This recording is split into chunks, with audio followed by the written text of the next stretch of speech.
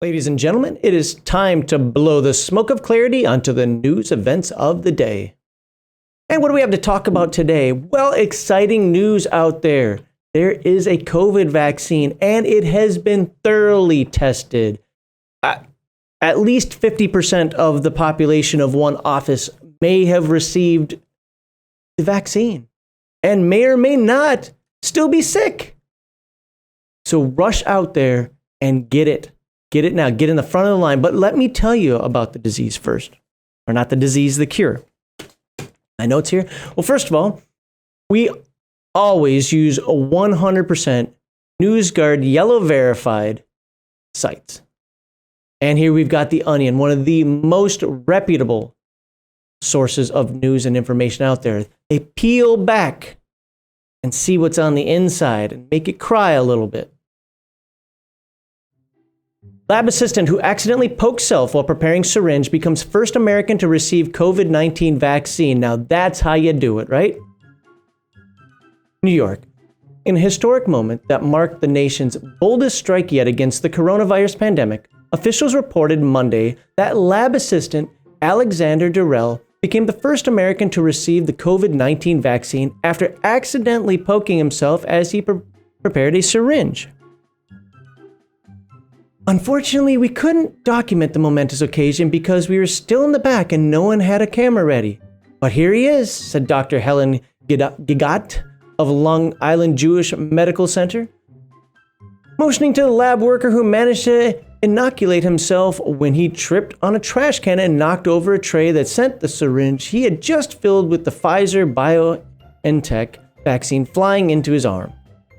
Despite the many unrelated injuries he incurred from slamming his head on the counter and crushing a tray of test tubes with his hand, the process remains very easy and perfectly safe.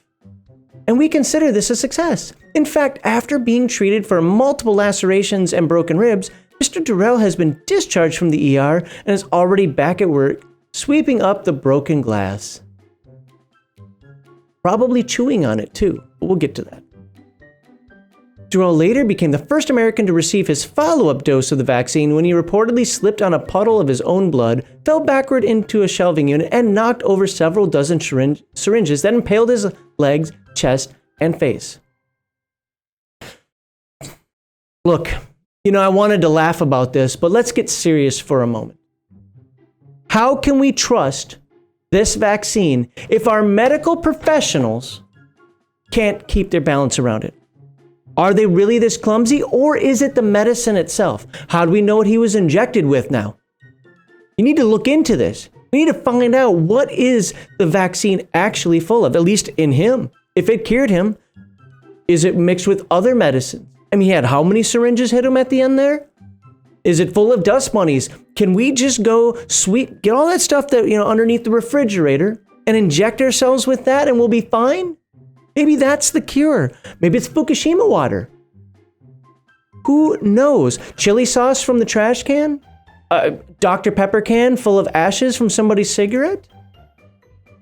What was actually in there? What did he inject himself with? This is wholly unacceptable. That could have been chewing tobacco spit. The WHO, the FDA, the AMA, the United Federation of Planets, Trump, shadow government, Edward Snowden, Congress, they have to be alerted to this. You can't allow this. I am so happy, absolutely ecstatic that Mr. Durrell is cured of COVID. But what really did it? Was it Pfizer or was it the dust bunny? And how can it be considered safe if just by getting near it, you get vertigo and lose control of your body? What this article doesn't tell you is how much he pooped himself. No, this is not the vaccine. At least I'm not comfortable with it. If our medical professionals are going to allow behavior like this, if they're basically going to act like they're klutzes, then I can't trust the medicine. How do I know it isn't the medicine that turned him into that? He fell again afterwards, getting right near it again exposure to it on the floor, breathed in, and started falling all over himself again. And then got 12 more. What condition is he in now? They're not talking about that. You can't even contact him. We tried to reach out for comment. It doesn't exist. Really, in the end, this is just Big Pharma and the insurance industry colluding with the Russians to hack our elections again. It's taking your mind off of it. No. Don't give in. Ask to see what is really in the medicine. If you like this, if you like us presenting the facts to you, of warning you about the dangers that are out there, of not just blindly listening to an article like this, then please be sure to like, subscribe, and share. YouTube, because I mentioned the word COVID, is probably going to block every bit of this, going to fact check it. Well, they don't get to fact check it. NewsGuard, I told you, 100% yellow certified NewsGuard, but they're going to do it anyway. So please share this video.